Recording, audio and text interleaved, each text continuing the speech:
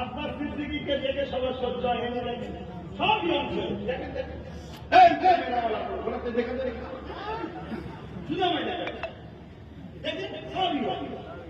এই যে এইরা সিনেমায় না গিয়ে, যাত্রায় না গিয়ে, চারদিনে না বসে, ক্লাবে না বসে, এই নেতাদের কাছে না গিয়ে, এই যে পরিবর্তন হচ্ছে, ইনকিলাব আসছে, এইটা সবার সহ্য হচ্ছে না।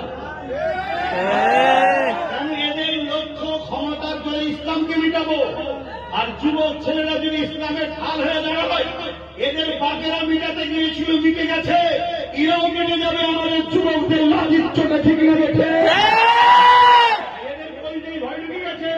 এই যুবকগুলোকে দিনের দিকে ডাকছে কে? এই যুবকগুলোকে নবীর সঙ্গে জুড়ছে কে? এই যুবকদের অন্তরে মসজিদ মাদ্রাসার প্রেম ঢুকাচ্ছে কে? এই যুবকগুলোকে লড়াই করা শেখাচ্ছে কে? এই যুবকগুলোকে আমরা 500 টাকায় কিনতাম, এই যুবকগুলোকে আমরা 1000 টাকায় কিনতাম, এই যুবকগুলোকে সামান্য চা দিয়ে কিনতাম, এই যুবকগুলোকে আমরা গান দিয়ে কিনতাম, ফাংশন দিয়ে কিনতাম, যাত্রা দিয়ে কিনতাম, এই যুবকগুলোকে আমরা গানের আড্ডায় মেয়ে দিয়ে নোংরা জায়গায় লাগাতাম। আজকে সেই যুবক ছেলেগুলো কোরআনের মাহফিল করছে, দিনের মাহফিল করছে, তাসবিহের মিলাদুন নবী করছে, তারা সুবহানাল্লাহ বলছে, আল্লাহু আকবার বলছে, নারে তাকবীর বলছে, তারা হুজুর আওলাদের পিছনে ছুটছে, আলেমদের পিছনে ছুটছে। আজকে দিনও যারা মসজিদকে টার্গেট করেছে, মাদ্রাসাকে টার্গেট করেছে, ইসলামকে যারা মিটাতে চাইছে, তাদেরও কলিজে পানি ঢুকে আছে, তাদেরও কলিজে শুকিয়ে যাচ্ছে। অতএব যেমন হোক করে আব্বাস সিদ্দিকীকে বাঁচাও, পছিয়ে এদের প্রিয় যুবককে সরাও।